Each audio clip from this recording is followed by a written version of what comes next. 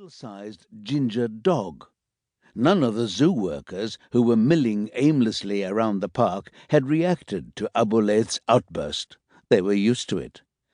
Everyone always said that Abu Laith himself looked like a lion, and it was true.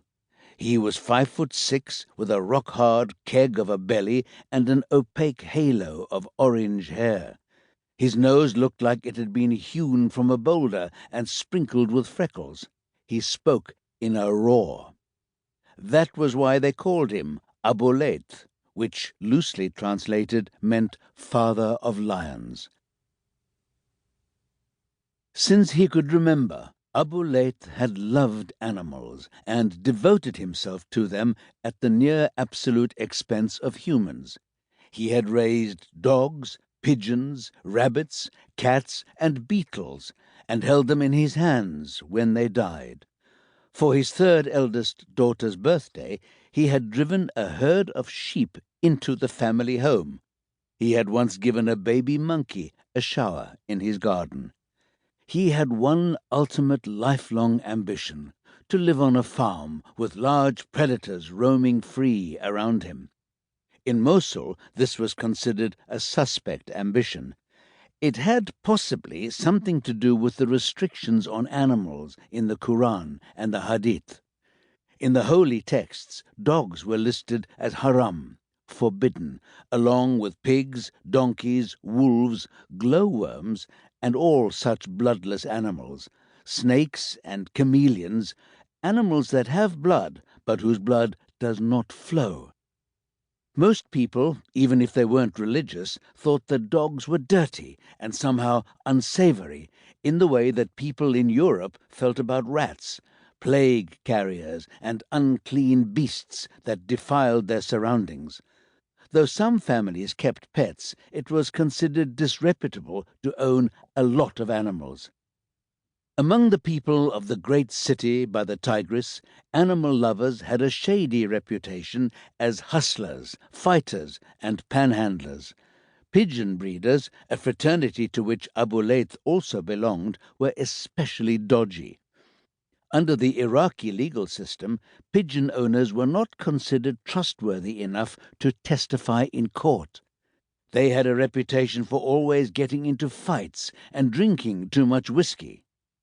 Abu Laith fitted the stereotype all too well.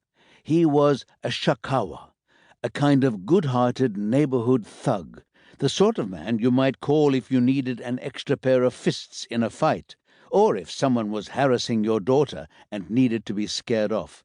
He would never let anyone else pay for lunch and always lent money to his relatives, grasping as he thought they were. Since he was a young man, Abu Laith had made his living as a mechanic, fixing cars in the neighborhood. At first he'd earned a few dinars here and there, but now he ran a big garage with several employees, where he charged hundreds of dollars to fix large American cars, of the kind favored by Mosul's elite. But this was nothing more than a distraction from his real love: large, dangerous animals. In 2013, he had decided to take an enormous step, which he hoped would change his life for the better. He was going to build his own zoo, a wide open space with a park for animals to roam, and offices and apartment blocks that looked over it. It didn't matter that the city was plagued with suicide attacks and kidnappings. In Abu Laith's mind, the development would be a lot like Dubai: slick skyscrapers and open lands on the bank of a mighty waterway, albeit the Tigris rather than the Persian Gulf. As he gathered together his funds, wrenching money back from tight-fingered relatives and strong-arming investors, he had searched for a plot of land. He discovered that a large swathe of grassland on the eastern bank of the Tigris was for sale.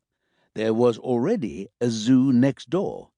To Abu Laith, the plan seemed fated to succeed, as long as the two businesses could combine into one large zoo. Once he had finished building the new development, he could buy the animals from the existing zoo, adding new ones if he needed to.